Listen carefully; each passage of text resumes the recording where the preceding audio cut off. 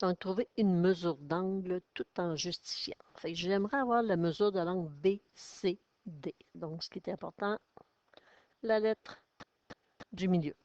Fait que BCD, j'aimerais avoir la mesure de l'angle 1 qui est ici. Ce que je vois, j'ai un triangle. Dans mon triangle, je connais la mesure de deux angles. Et dans tout triangle, la somme des mesures des angles intérieurs donne 180 degrés. Donc 180, moins 48, moins 38, ça nous donne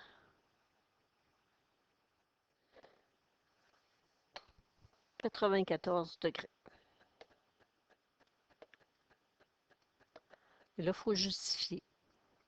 Dans un triangle, vous pouvez faire le dessin de triangle si vous voulez.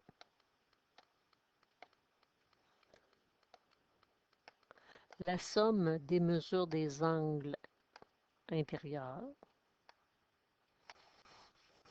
égale 180 degrés.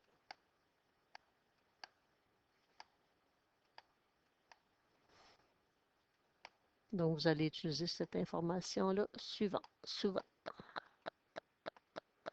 La somme des mesures des angles intérieurs, je ne vous oblige pas à écrire intérieur, égale 180 degrés.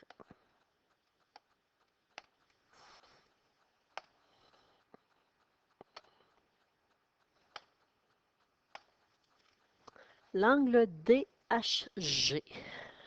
DHG. Fait que le deuxième angle ici.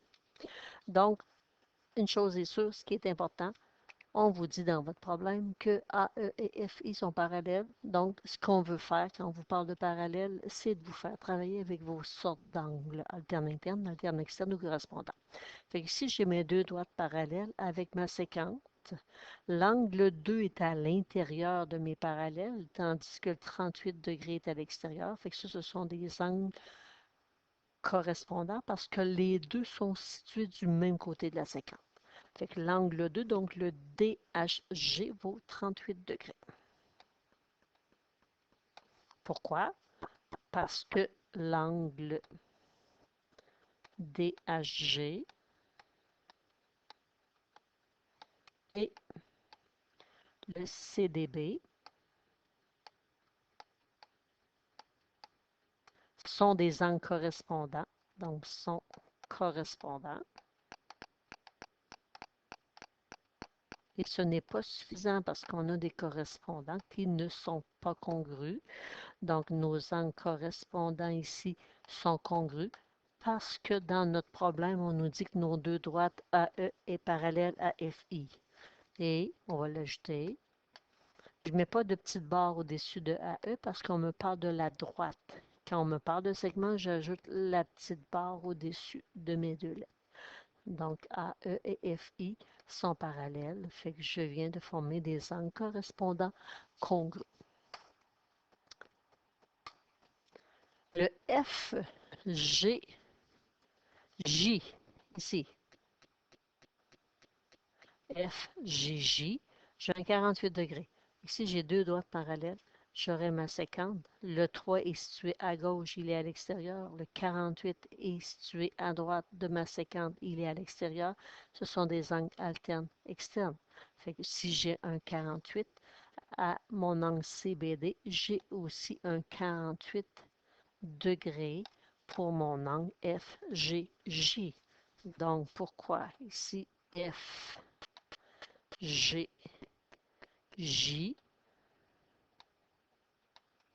et CBD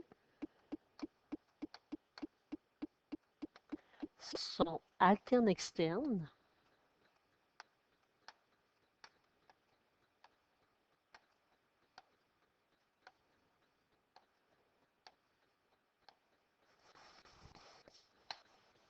Donc, l'angle FGJ et CBD sont alternes externes et, il ne faut pas oublier, AE parallèle à FI. Donc, ça nous assure d'avoir des angles alternes externes congrus.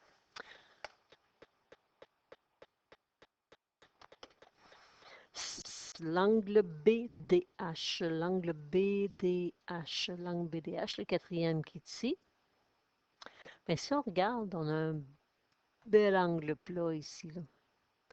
Fait que si je connais un angle de 38 degrés, en sachant que j'ai un angle plat, donc un total de 180 degrés, je suis capable de calculer l'angle 4. Donc, on va faire 180 moins 38.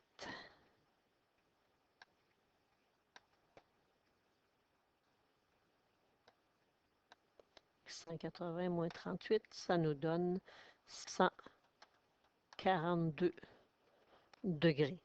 Donc, pourquoi? Parce que l'angle CDB et le BDH sont supplémentaires. On n'est pas obligé d'ajouter des parallèles, là. Les parallèles, c'est seulement pour les alternes internes, les alternes externes, puis les correspondants.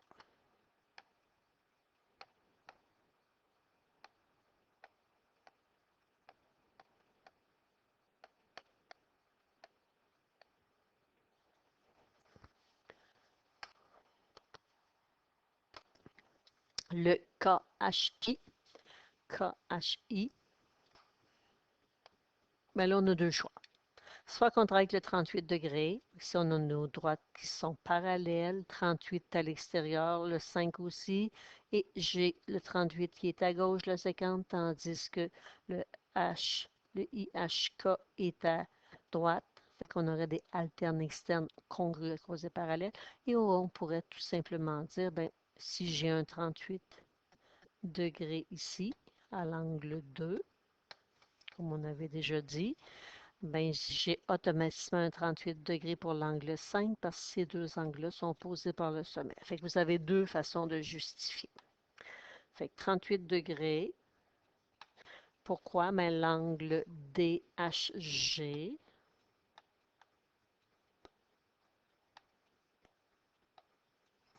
et le KHI ou IHK, ça n'a pas d'importance, sont opposés par le sommet.